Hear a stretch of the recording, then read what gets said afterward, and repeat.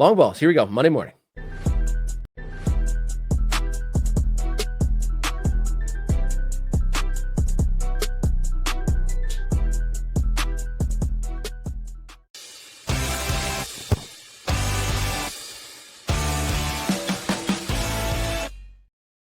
Long balls here on Morning Kicker. I'm getting us started here on Monday morning. I'm Robert Kerr. He's Jason Davis leading the line here this morning.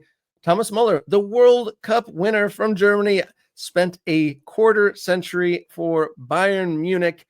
And he entered the 60th minute up in Vancouver, and he had an instant impact, even though his goal contribution was pulled off the board. It provided for a pretty great moment.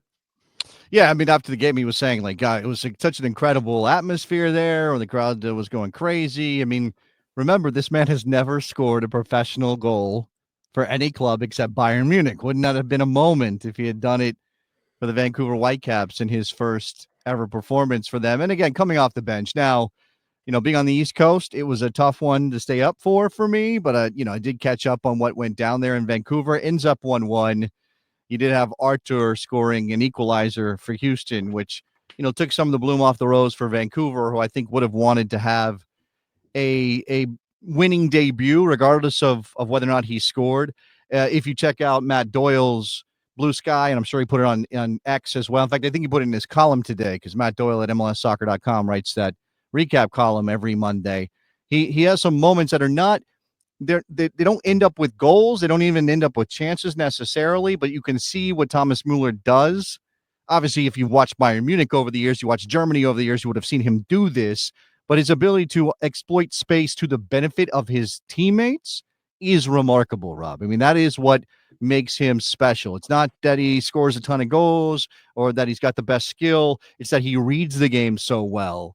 And that thing, bringing that to Vancouver could be very, very interesting. And of course, it means Jesper Sorensen has to figure out how to make all these pieces work, because it's not obvious based on how they've always played in a 4-3-3 where Thomas Muller is going to pop up. Is he a second forward? Well, now you're playing with a two-man front line. Are you playing him where Sebastian Berhalter usually does? Well, his role is more defensive, even though he can get forward. So Kubas obviously is one of those defensive keys as well. How do you balance these things out? I don't know. It's an interesting conundrum, but I think a fascinating one to watch unfold in Vancouver. I got a feel for Javin Badwal. He was the player coming out for Thomas Muller. How does that feel for the player pulled out, where everyone, it was just, cheering and on their feet for the player replacing you? That's got to be a little bit of a dent to the ego. Obviously, it's a little bit understandable because one of the legends of the game is coming in. That's got to be a little bit of a dent to the ego. Will I ever get to be on the field before this man again? Has to be running through his mind. But it's great to see Vancouver, getting up to the occasion. And, it seems like they've been laying out the red carpet for him there. Yeah, I mean, the red carpet. That's what I was going to say. I mean, I'm looking at a picture that the Caps put up on their Instagram or whatever account this was. I guess maybe this was X. And it's a picture. They put up a sign that says Thomas Muller Way. Right outside the stadium BC Place there in British Columbia. This is a massive thing, right? This is a really big deal for a club that's never had a player of this caliber, this profile. So, let's be excited, I guess, for Vancouver. And again, the on the field stuff is where this ultimately is going to be judged, but it certainly did seem to be an event in Vancouver. And if they can keep that momentum, good for them. And let's not forget that this was a club that was put up for sale. Now, I've read subsequently that they're actually kind of more like, hey, we'll take some investment. We don't have to sell the club, but we do need some people to step up to help fund us going forward, buy into this club. And Don Garber at the All-Star game in Austin last month said, we need them to build a soccer stadium in Vancouver. They cannot play in BC Place. And it was kind of striking to see Thomas Muller, who says he doesn't have a problem with it, step out onto that weird artificial surface they have in British Columbia, in Vancouver. It doesn't look natural. It looks fake in a really, really stark way. And it was so odd to see him there. But again, if he says he's okay with it and they can use this to move forward, good for them. It's a wild turnaround for Vancouver, because I think one of the very first segments that we did on Morning Kicker on when the show was just a little hatchling was what's the future of Vancouver Whitecaps, potential sale, not great performance on the field. But I was trying to think of just the signing in general of Thomas Muller going to Vancouver.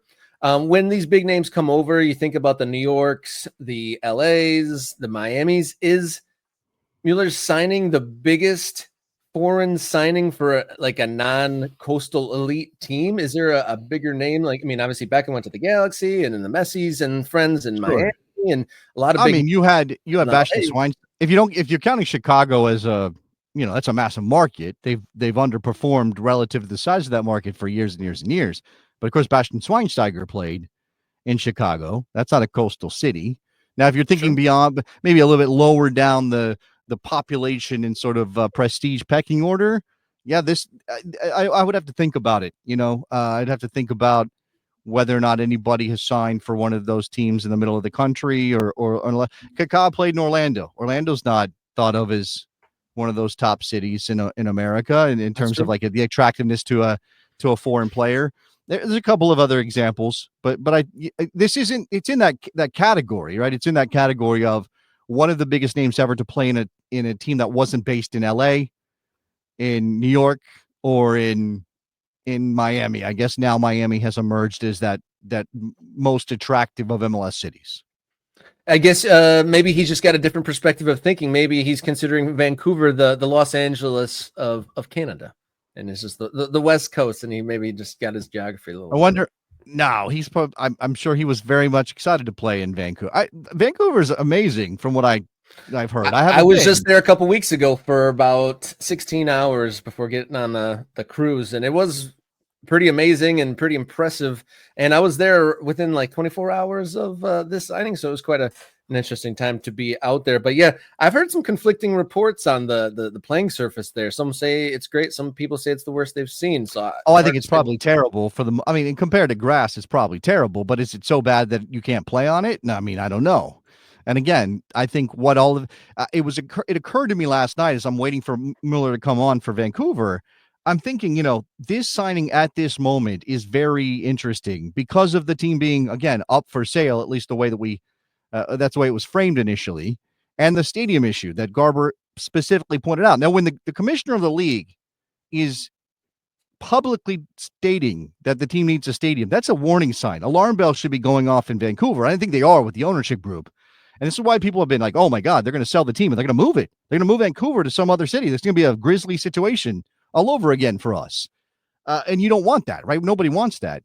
Is there something to this signing that is about that more than it is about winning soccer games? Like if Thomas Muller says he wants to play in Vancouver, you sign him if you can afford it. But this also could be, hey, this is going to help make the team more attracted to do investment.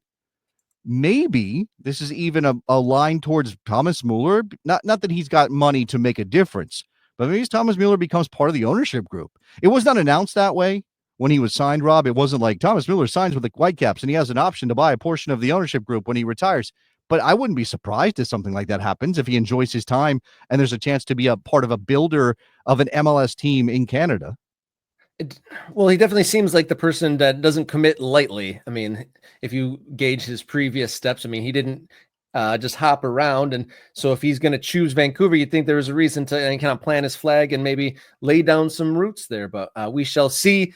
An interesting debut. Thomas Muller, World Cup winner, started or off the bench for Vancouver, came in, hit the back of the net, but it was ruled off. So we shall see how Thomas Muller, impact Vancouver, who are looking to keep pace in the very competitive MLS Western Conference.